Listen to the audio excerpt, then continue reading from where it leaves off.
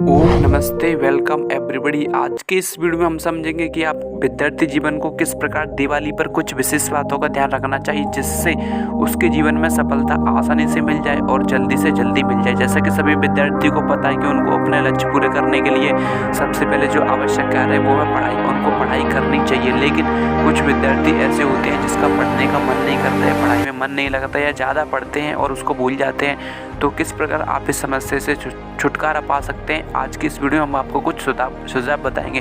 देखिए, सबसे पहले बात है कि जहाँ पे भी आपका पढ़ने का स्थान है और उसको साफ सुथरा एकदम स्वच्छ होना चाहिए। जब भी आपकी पढ़ाई सफल होगी, जब भी आप कुछ नया सीखेंगे, अपने जीवन में कुछ तरक्की या कुछ विकास कर पाएंगे। देखिए, सबसे पहले जब आपको ये बात में ध्यान रखना है कि दीपावली पर तो हमारे पूरे घर की सफाई होती है, तो हमें उस विशेष स्थान की सफाई सुथरी ज़्यादा अच्छे से करनी है जहाँ पर हम अपना अध्ययन करते हैं।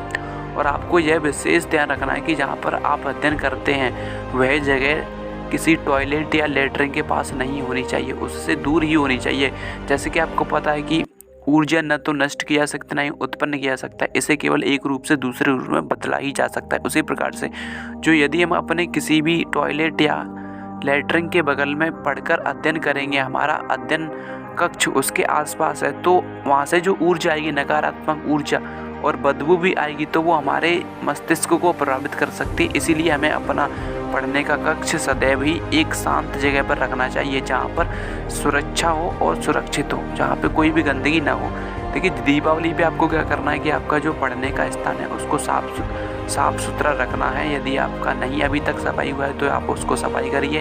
अच्छे से सफाई करने के बाद वहाँ पे गंगा जल छिड़किए। गंगा जल छिड़कने के बाद यदि आपके पास संभव हो सके तो देसी गाय का मूत्र छिड़किए। उसके बाद आप सरस्वती माता जी की जो है एक चित्र लगाइए, वहाँ पे नियमित पढ़ाई करिए। और पढ़ाई करने के लिए मैं आपको और कुछ नियम बताता हूँ। देखिए, सबसे पहले आवश्यक है कि आपके पास एक स्वच्छ और अच्छा कक्ष हो गया पढ़ने के लिए, जो कि मैं आपको पहले ही बता चुका हूँ। दूसरी बात है कि जब भी आप पढ़ने बैठें तो आप ध्यान रखें कि आपको पढ़ने बैठना है तो आपको केवल अपनी पढ़ाई पर ही ध्यान करना है।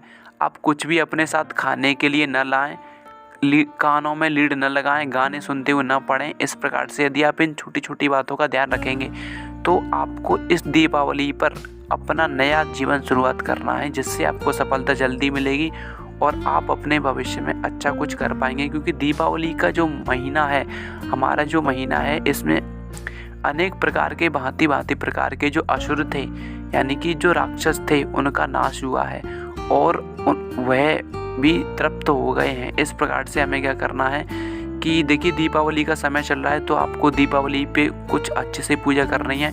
आपको मांस मदिरा का सेवन नहीं करना, शराब का नहीं सेवन करना दीपावली के समय पे। यदि आप इनका सेवन करते हैं तो आपको बंद कर देना चाहिए और प्रयास करना चाहिए कि आगे भी आप इनका प्रयोग ना करें। देखिए, आप अपने किताब कापी सभी को अभी अच्छे से साफ कर सकते हैं। यदि वो फट रहे हैं तो आप उन पर जो है कवर चढ़ा सकते हैं, क्योंकि सरस्वती माता की कृपा आप पर जब ही होगी जब आप अपने पढ़ने की सामग्री है उसको स्वच्छ और साफ सुथरा रखेंगे। इसके बाद देखिए, बात आती है कि विद्यार्थी के लिए एक रूटीन कैसा होना चाहिए। तो विद्यार्थी को इस दीपावली पर प्रण लेना चाहिए कि मैं सदैव ही ऐसा खाना खाऊंगा जिससे मेरे शरीर और मस्तिष्क का विकास होगा। यदि आप जो है तामसिक भोजन करते हैं, सात्विक भोजन नहीं करते, तो आपको इस दीपावली से यह शुरुआत करनी चाहिए कि मैं सात्विक भोजन ही खाऊंगा, क्योंकि मैं विद्यार्थी हूं और विद्यार्थी को तो ऐसा भोजन चाहिए जिससे उसके मस्तिष्क का विकास हो सके, वह जो पढ़ रहा है वह उसके मस्तिष्क तक पहुंच सके, उसको कंठस्थ हो सके। इस प्रकार से आपको इस दीपावली पे ये विशेष प्रकार से ध्यान देना है। आपको सफलता इतनी जल्दी मिलेगी कि आप भी चौंक जाएंगे कि ये क्या हो गया। आपको छोटे छोटे नियमों का ध्यान रखना है।